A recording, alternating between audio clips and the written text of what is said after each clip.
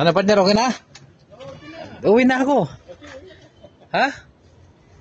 Yan si partner, babaka pa natin. Toyota Innova. Walang reverse, kumakaldag. Okay na? Hindi pa. Hindi pa? Hinanap ko yung pisali kung makita eh. Sige, scan muna natin baka makita dito sa scanner ko. Scan mo muna. Oo. Scan muna natin. Ito. Wala makita ang trouble si partner, scan natin.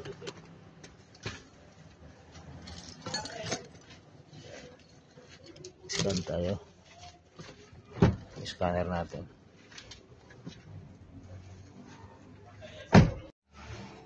Ito. Ayan, wala kang wala kang trouble code. I-start natin. Ano meron dito? Start.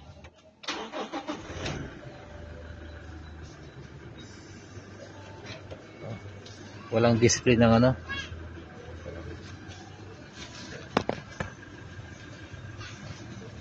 wala siyang display. Walang display. Wala. Patay. Report, pakiramdaman mo. Oo. Oo. Wala. Walang panay. Oo. Ganun mo lang ang kaldag. Oh, kakaldag talaga yan, walang So wala siyang indicator na matay indicator niya. Ayan. Walang indicator. Yung fuse nito na check na lahat ni partner ay wala naman daw putol pero subukan natin ulit. Yan walang display wala kahit Ayan.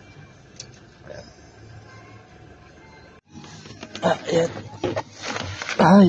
Video muna tayo dito mga paps. Ayan. Video muna tayo dito mga paps.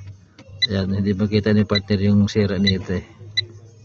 Hindi makita ni partner yung sira nito.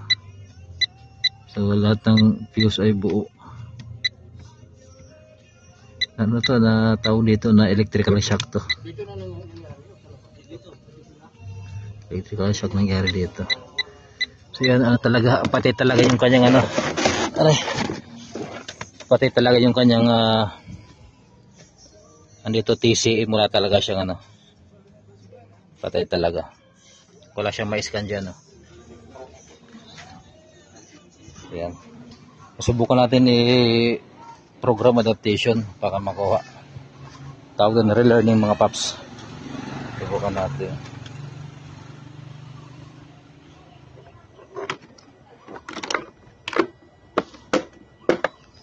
So ayan. Ayan. Meron na. Nakuha sa relearning mga paps. Ayan, meron na nakuha sa relearning.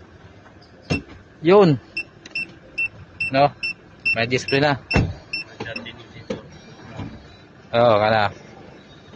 5 6 5 4 3 2 1. Yan, drive. Ayan, normal na. Okay na. Reverse. Yun. Gumugulo na. Sino mga paps, lang ginawa natin dito? Relearning lang. Para mabuhay yung kanyang module. So yun, nabuhay nga. Buti ko sa relearning. Kung hindi yan, mauwi sa 45K. 45K. Masakit. So yun, tapos na. Relearn program. Tapos ang paps, Innova 2022. Nang dahil lang sa LED bulb.